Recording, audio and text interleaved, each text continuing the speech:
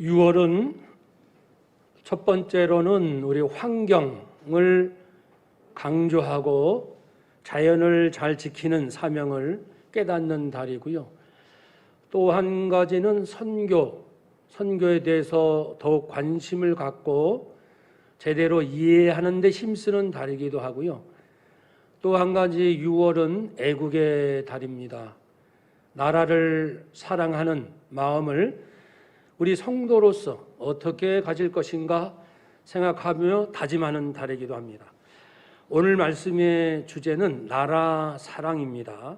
나라 사랑. 사랑하는 여러분, 이스라엘은 하나님께서 세우신 나라입니다. 그런데도 많은 시련을 겪은 것을 볼 때에 그 어느 나라도 핍박과 어려움에서 자유로울 나라는 하나도 없구나라는 것을 알게 됩니다. 우리나라 역시 그렇습니다. 140여 년 전 복음이 이 땅에 처음 들어왔을 때부터 지금까지의 우리의 역사란 근현대사란 말할 수 없는 고통과 아픔과 비극의 연속이었다 해도 과언은 아니지요. 동시에 하나님은 절망 가운데 있는 이 땅 백성들에게 생명의 복음, 예수로 충만할 수 있는 길이 무엇인지 오늘 찬양처럼 말이죠. 그 은혜를 주셔서 이겨내고 성실히 살아가고 오히려 전 세계 복음을 가장 많이 전하는 선교사를 가장 많이 파송하는 나라로 140년 만에 놀랍게 변화되었죠. 이제는 국력도 세계 10위권 안에 들어가고 복음 전하는 것은 세계 1등인 나라가 되었습니다. 정말 인간적으로 이해하기 어렵고 아무리 생각해도 깜짝 놀라기만 하는 우리의 역사 아닙니까? 성도는 언제나 나라 사랑하는 데 힘썼습니다. 그것은 하나님께서 이 대한민국을 사랑하시기 때문입니다. 또 우리 성도는 전 인류를 늘 품으려고 노력합니다. 왜냐하면 하나님께서 전 인류를 구원하기 원하시기 때문에 그렇지요. 오늘 말씀을 통해서 어떻게 나라를 사랑할까 다시 한번 생각해 보기 원합니다. 사실 나라 사랑하면 예전에는 당연히 부모에게 효요, 나라의 충성 기본으로 배웠지만은 오늘날은 많이 그렇지 않은 듯 하기도 합니다. 전부 개인주의로 이렇게 바뀌어서 자기가 제일이지 나라나 부모나 그런 것을 생각하는 것은 좀 약해진 것 같습니다. 그러나 나라 없이 내가 잘 산들 무슨 의미가 있겠습니까? 그래서 성도는 나라 사랑을 내 개인을 사랑하듯 사랑해야 하겠죠. 오늘 말씀에서 다시 한번 주의 음성 듣기를 원합니다. 시편 2편은 1편과 마찬가지로 저자 미상입니다. 표제어의 제목이 없다 보니까 그렇죠. 그러나 사도행전 4장에 보면 오늘 2편이 인용되면서 다윗이 말했다고 하는 것을 볼 때 저자가 다윗이다 라고 충분히 말할 수 있습니다. 2편은 12절로 되어 있습니다. 3절씩 4연으로 구성되어 있습니다. 첫 번째 제1년 1, 2, 3절은 이 세상에는 하나님과 하나님이 세우신 기름 부음 받은 자, 하나님의 대리 통치자를 대적하는 자들이 있다. 그런데 그들은 헛된 일을 할 뿐이다. 그리고 제2연에서는 하나님께서는 그런 대적자들을 반드시 심판하신다. 제3연에서는 하나님께서는 이 땅을 다스리는 진정한 왕 메시아를 이스라엘 위에 세우실 것이다. 네 번째는 그러므로 세상의 모든 군왕과 통치자들, 재판관들은 들어라. 하나님을 경외하고 하나님으로 즐거워하라. 이것이 지혜라고 말씀을 합니다. 이러한 주제를 가지고 오늘 말씀 조금 자세히 살피고자 합니다. 1절을 보시면 어찌하여 이방 나라들이 분노하며 민족들이 헛된 일을 꾸미는가? 이방 나라 민족들이란 하나님을 대적하는 사람들의 상징입니다. 그들이 분노해요. 원어대로 하면 소란스럽다, 시끄럽다. 왜 이렇게 세상을 시끄럽게 하는가? 그들은 뭔가를 하려고 하다 보니까 세상을 시끄럽게 해요. 경영을 한다. 뭔가 계획을 세우고 사람을 모으고 그리고 그것을 진행하는 모든 일들을 열심히 하는데 허사를 경영한다. 무의미한 일을 한다는 거예요. 하긴 하는데 열심을 내긴 내는데 결국은 의미 없는, 즉 하나님께서 창조주께서 주신 참된 인생의 의미가 빠진, 자기들의 육적인 욕망을 채우고자 했기에 참된 의미를 잃어버린 무의미한 일을 할 뿐이다 라고 말하고요. 세상의 군왕들이 나서며 관원들이 서로 꾀하여, 세상의 군왕과 관원들 역시 하나님과 하나님이 세우신 그 메시아를, 왕을 대적하는 일을 하기 위하여 서로 꾀한다, 음모를 꾸민다, 서로 한마음이 된다라는 것입니다. 여기서 하나님이 세우신 기름 부은 자라는 것은 1차적으로는 다윗, 그리고 그의 후손 왕들, 유다 왕국의 왕들, 그러나 궁극적으로는 메시아 예수 그리스도를 예언합니다. 그래서 메시아 예언시라고도 하지요. 세상의 사람들은 이스라엘 유다 왕국을 공격하려 해요. 특별히 암몬, 모압, 에돔이 그리했습니다. 크게 보면은 혈족과도 같은 그러한 관계이면서도 철저하게 자기 형제나 마찬가지인 이스라엘을 뒤에서 뒤통수 치고 속이고 협공하고 정말 여러 번 괴롭히고 또 괴롭혔던 그들입니다. 그런데 그들이 다른 때는 서로 으르렁거리다가도 유다를 치자 그러면 한마음이 되는 거예요. 마치 뭐와 같습니까? 예수님 당시 주변에 있었던 사람들이, 권력자들이 빌립보 총독, 헤롯 왕, 유대교의 지도자들의 모임인 산헤드린, 최고의 의사결정기관, 우리로 말하면 국회 같은 곳인데, 이들 세 부류는 서로 사이가 좋지 않습니다. 정치적인 라이벌이고 정치적, 종교적 갈등 속에서 서로 긴장하는 관계예요. 그런데도 그들의 마음에 딱 합치되는 경우는 한 경우입니다. 그것은 예수 그리스도를 죽이자, 예수를 죽이자 할 때는 서로 친구가 된다고 말합니다.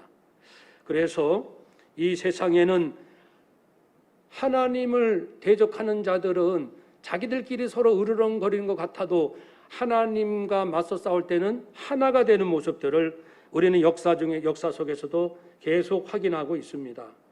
그들은 말합니다. 대적자들은 말합니다. 우리를 괴롭게 하는 것들 있잖아. 우리를 꽉 얼고 맨 거, 우리를 결박시킨 그것 끊어버리자고, 거기서 벗어나자. 그들이 말하는 결박, 매인 것이 바로 하나님의 통치를 말합니다.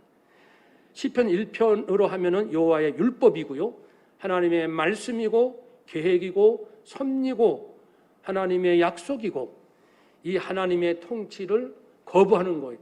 이거 귀찮아 죽겠어, 쓸데없는. 그래서 하나님의 그 다스림을 이제 거역하죠. 거역해서 대적합니다.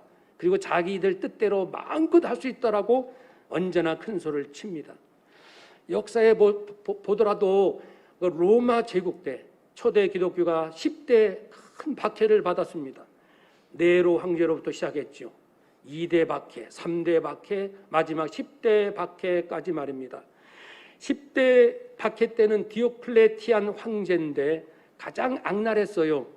그래서 교회를 다 무너뜨리고 성경을 불태우고 기독교인들의 정당한 권리를 다 정지시키고 기독교인들을 이교 신의 희생 제물로 바치고 말할 수 없는 악한 일을 행했습니다. 그리고 디오클레티안은 큰 소리 뻥뻥 쳤습니다.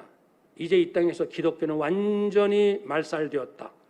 내 손에 의해서 기독교는 완전히 이제는 멸절되었다. 이게 선언을 했어요. 했는데 하나님은 그동안에 어떤 일을 하셨을까요?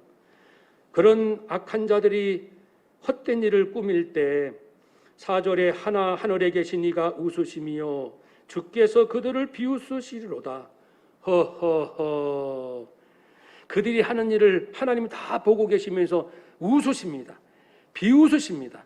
가소로운 자들의 그 어리석음에 대해서 허허 웃으시고 계시는데, 그렇게 디오클레티안이 이 땅에서 기독교를 내순회에서 멸절시켰다라고 했는데 불과 얼마 되지 않아서 그는 죽고 말고 대신 콘스탄티누스 대제가 황제가 되었죠. 그리고서는 로마 제국을 기독교로 공인했습니다. 있을 수 없는 일이죠. 인간적인 생각으로는 불가능한 일입니다. 너무나도 신기하고 오묘하고 하나님의 특별한 섭리, 특별히 하나님은요, 그 다윗과 골리앗 싸움도 그렇고 삼손과의 싸움도, 삼손과 블레셋과의 싸움도 그렇고 항상 하나님을 비웃고 하나님을 조롱하고 하나님의 사람을 대적한 그들은 반드시 멸망당했습니다. 그들이 교회를, 하나님의 백성을 멸망시키는 것 같으나 조금 시간 지나가 보면 정반대의 일이 일어나곤 했습니다. 그래서 하나님께서 다 보고 계시는구나. 중국의 모택동이 문화대혁명을 일으키며 이 땅에서, 중국 땅에서 교회를 모두 멸망시키리라. 교회를 불태우고 성경을 불태우고 기독교인들 감옥에 가두고 엄청 핍박을 했으나, 그러나 얼마 안 가서 그 대혁명이 끝나고 나니 중국에 있는 기독교인들은 더 놀랍게 부흥하고 늘어났던 거예요. 깜짝 놀랐죠. 기독교가 분명히 다 싹쓸이한 것 같은데 더 많이 번졌던 것입니다. 그래서 오늘날 중국의 기독교인들은 1억 명이 넘습니다. 지금 중국의 지도자들은 공산주의 이념으로 기독교를 완전히 이제는 대놓고 핍박하는 때가 되었습니다. 지금이 그래, 지금. 그러나 역사를 보면 반드시 하나님은 하나님의 교회를 대놓고 적대시하고 핍박했던 세력은 반드시 멸망한다는 것을 보았기 때문에 이제는 중국의 하는 모습을 우리는 지켜만 보고 있으면 됩니다. 하나님께서 그들을 보시고 허허허 이렇게 웃고 계시다는 것이죠. 사랑하는 여러분, 그때에 하나님은 분을 바라며 진노하사 그들을 놀라게 하여 이르시기를 내가 나의 왕을 내 거룩한 산 시온에 세웠다. 시온은 예루살렘 안에 있는 작은 산이에요.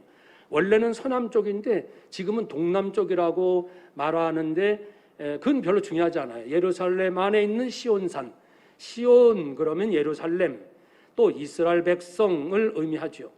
이 시온산에 하나님의 종, 하나님의 대리 통치자를 세운다, 왕을 세운다. 궁극적으로는 메시아가 이스라엘의 왕이 될 것이다. 실제로 그랬어요. 가브리엘 천사가 마리아가 이제 임신 중에 있을 때 얼마나 처녀가 이제 잉태했으니 겁이 납니까? 그때 가브리엘 천사가 나타나서 두려워하지 말라 위로해 주죠. 보라, 내가 잉태하여 아들을 낳으리니 그 이름을 예수라 하라. 그는 큰 자가 되고 지극히 높으신 이 하나님의 아들이다라고 일컬어질 것이요 주 하나님께서 그 조상 다윗의 왕위를 그에게 줄 것이다. 영원히 야곱의 집을 왕으로 다스릴 것이며 그 나라 하나님의 나라가 무궁하리라. 역사적으로 다윗 왕조는 다윗은 훌륭했어요. 물론 흠도 있었지만 그 아들 솔로몬 처음엔 잘했어요. 그런데 말기에 가서 타락했어요. 그 다음에 후손들 조금 괜찮은 왕도 있었지만 400년을 못 가서 남유다 왕국은 멸망했습니다. 그러므로 이스라엘 하나님이 세우신 왕이 영원하다는 것은 인간적인 다윗 왕조가 아니고 예수 그리스도를 통한 이스라엘의 진정한 왕은 예수 그리스도이시다. 전 인류의 왕은 예수 그리스도이시다 라는 것을 약속하고 계십니다. 내가 여호와의 명령을 전하노라. 이제는 메시아가 하나님께 들은 이야기를 전하는 그런 내용이죠. 여호와께서 내게 말씀하셨다. 너는 내 아들이라. 오늘 내가 너를 낳았도다. 그래서 다윗 왕과 그 왕조의 후손 왕들은 왕의 대관식, 즉위식을 할 때마다 이 시편 2편을 노래하면서 이 부분을 강조했죠. 너는 내 아들이라 오늘 내가 너를 낳았도다. 그러므로 이 유다 왕조의 왕은 인간의 왕이 아니요 하나님의 약속 다윗과의 언약 가운데 약속된 왕조의 왕이니 나의 통치의 권위는 인간에게서 오는 것이 아니고 우리 이스라엘 택하신 하나님에게서 온다. 그러한 자부심을 가지고 왕을 출발했습니다. 사랑하는 여러분, 너는 내 아들이라 오늘 그리스도를 통하여 우리에게도 말씀하십니다. 너는 내 아들이라. 우리는 아들이요 딸입니다. 하나님의 자녀가 되었어요. 재미있는 표현으로 예수님 우리의 큰 형님입니다. 큰 형님, 우리 큰 형님, 맏아들. 표현을 그렇게 하는 거죠. 그래서 우리가 한 가족이 됐다는 겁니다. 예수님 우리의 친구요, 큰 형님이시요, 주님이시요, 신랑이시요, 메시아이시요.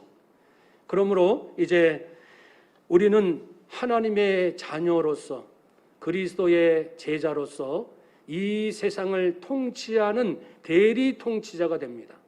하나님의 통치가 예수님께, 예수님의 통치가 교회 성도들에게, 우리에게까지 왔습니다. 그러므로 정말 내가 예수 피로 구원 받은 하나님의 자녀라는 확신이 있는 성도는 내 삶의 권위는 하늘에 있는 겁니다.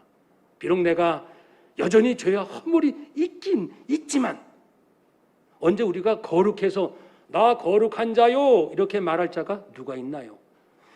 나는 조금 더 흠이 없는 자요 말할 자가 누가 있나요? 우린 모두 죄와 허물 그냥이 아니고 허물 투성이 나지만 예수 핏값으로 나를 용서하시고 나를 하나님의 자녀로 삼으신 그 은혜, 보혈의 은혜와 능력이 있기 때문에 주님의 보혈을 의지하는 자를 하나님께서는 의롭다 하시고 이제는 우리를 자녀로 삼으셨으니 내 인생의 권위는 하늘에서 왔습니다. 내 인생, 거듭난 내 인생의 출발은 하늘입니다 라고 우리는 고백하게 된 것입니다.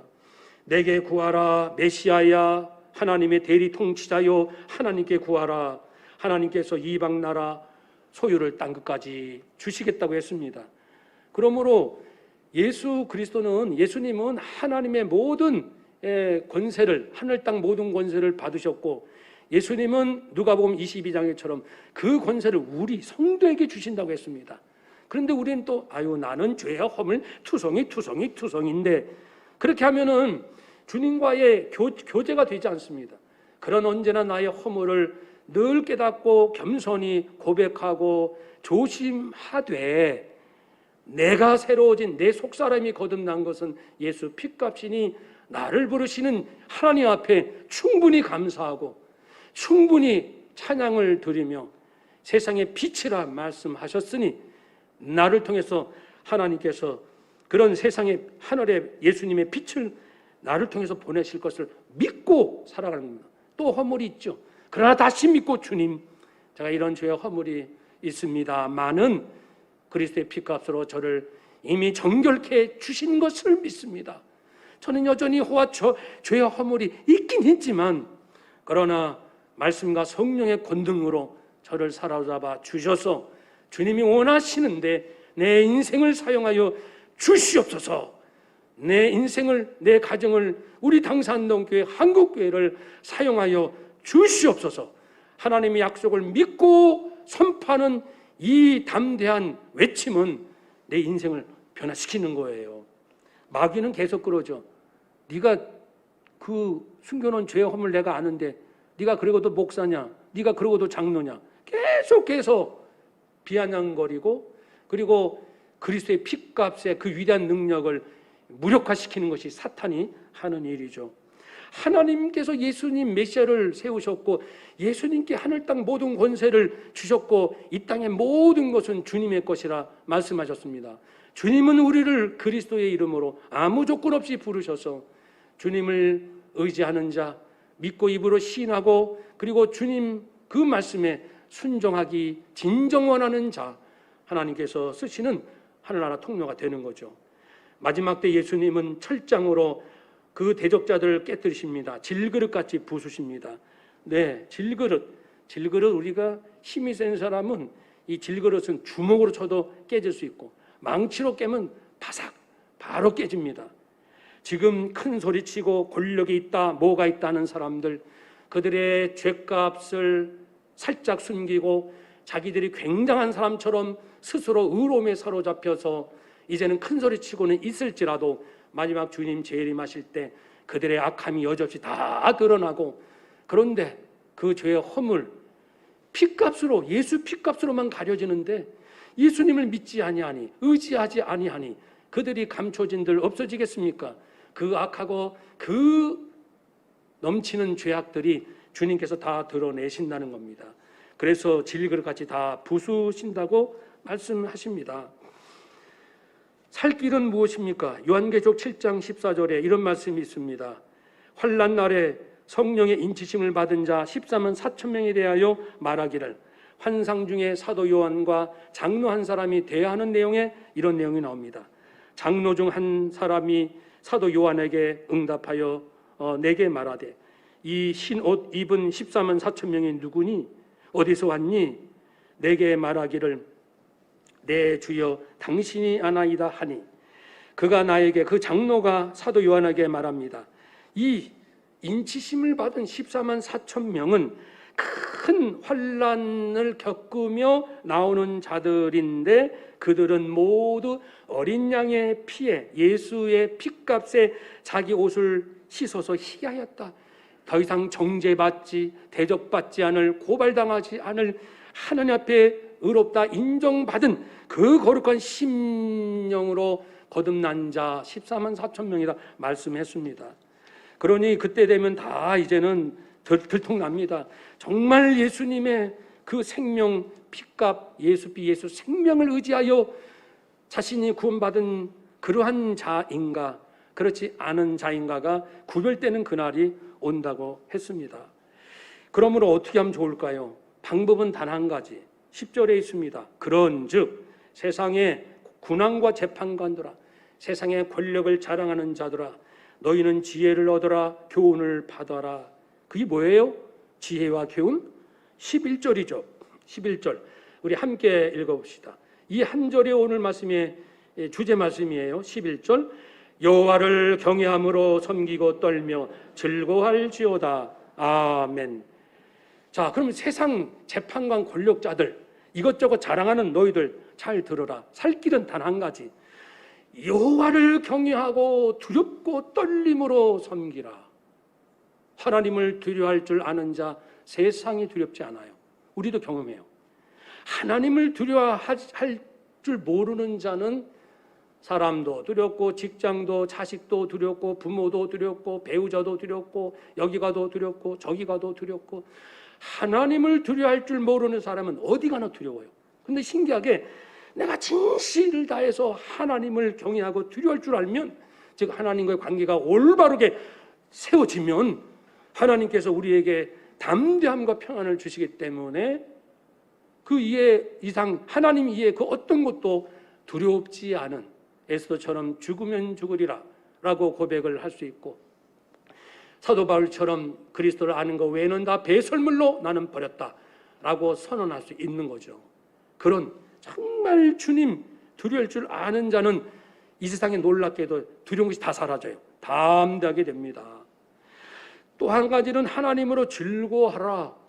사람은 즐겁지 않으면 살 수가 없어요. 여러분, 괴롭게 어떻게 살아요? 그러나 10년, 20년, 30년 평생 사람들은 괴로움과 고통 가운데 삽니다. 제가 휴가 중에 만난 어떤 한 분, 그분도 정말 하나님을 깊이 만나고 잘 믿는 분이라 할 수 있는 분인데 놀라운 고백을 하는 거예요. 목사님, 저는 이제 하루하루 하나님 안에서 즐겁게 살기로 결심했습니다. 근데 이건 굉장한 거예요. 왜냐하면 우리가 늘 나누는 말씀이긴 하지만 그분이 이제는 그의 영혼이, 그의 심령이 딱 바로 섰다는 겁니다. 우리가 하나님을 믿으면서도 때때로 두렵고 불안하고 이것 때문에 저것 때문에 마음이 살짝 다 있잖아요. 누구나요. 또 은혜를 충만하면 좀 강해졌다가 또 세상 나가면은 돈 걱정, 자식 걱정, 무슨 걱정 또 흔들려서 이렇게 해서 우리가 어떻게 사나? 나는 그래도 우리 자식 때가 걱정이야. 이런 것들이 계속 밀려옵니다. 파도처럼.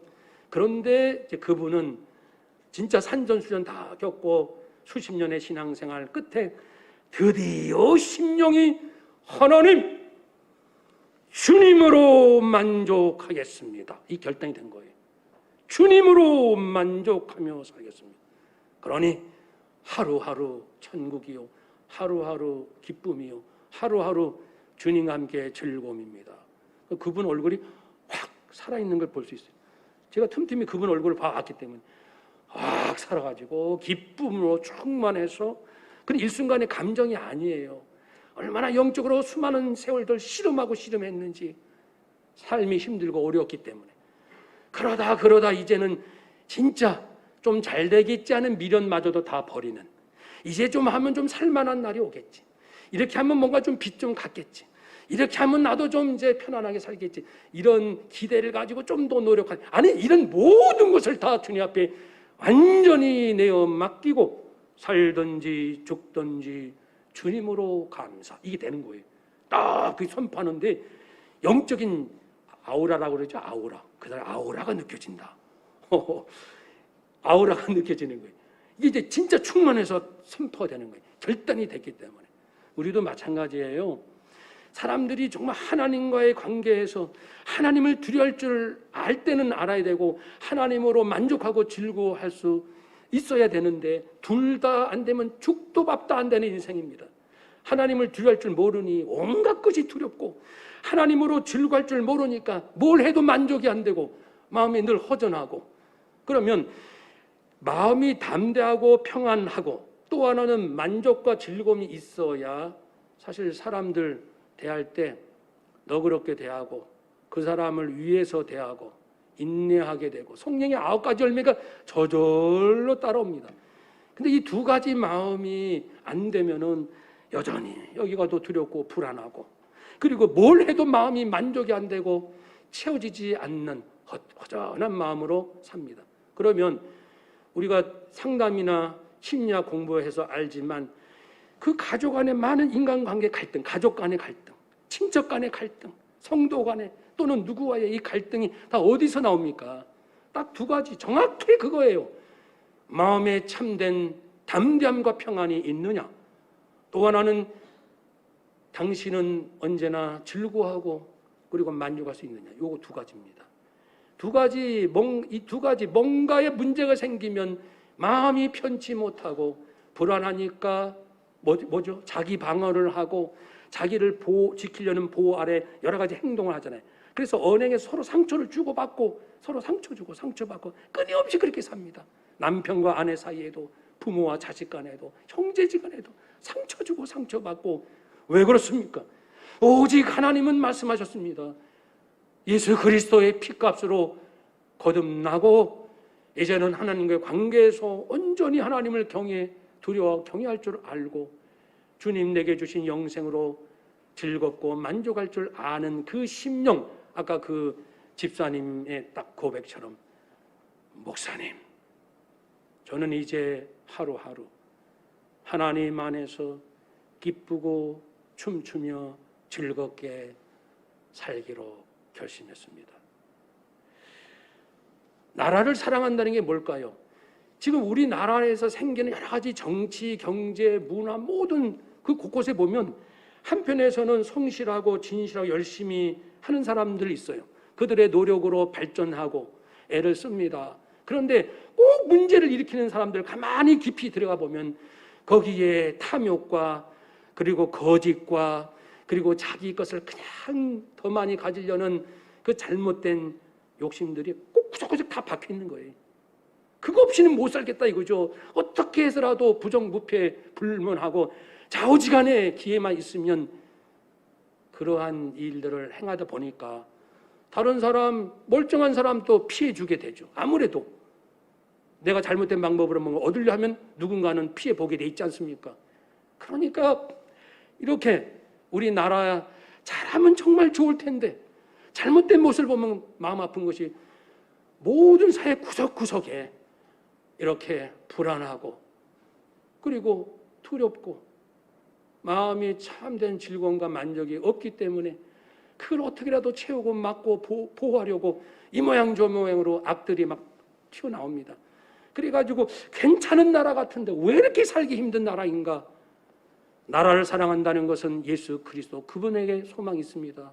부디 먼저 믿은 우리가 진짜 제대로 믿읍시다. 진짜 진실로 하나님을 예수님을 믿읍시다. 하나님을 경외합시다.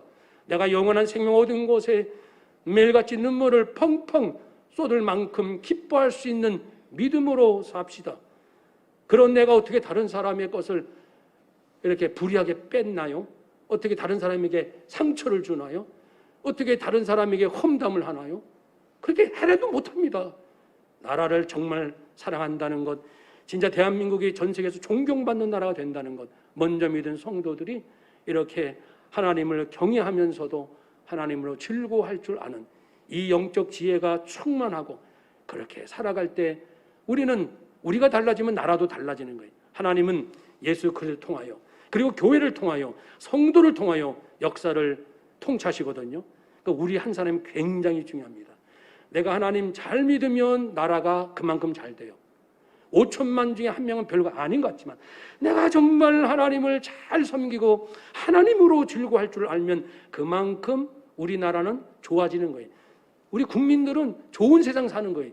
누구 탓하고 욕할 필요 없습니다. 나 때문에 괴로워하는 거예요, 사람들이요.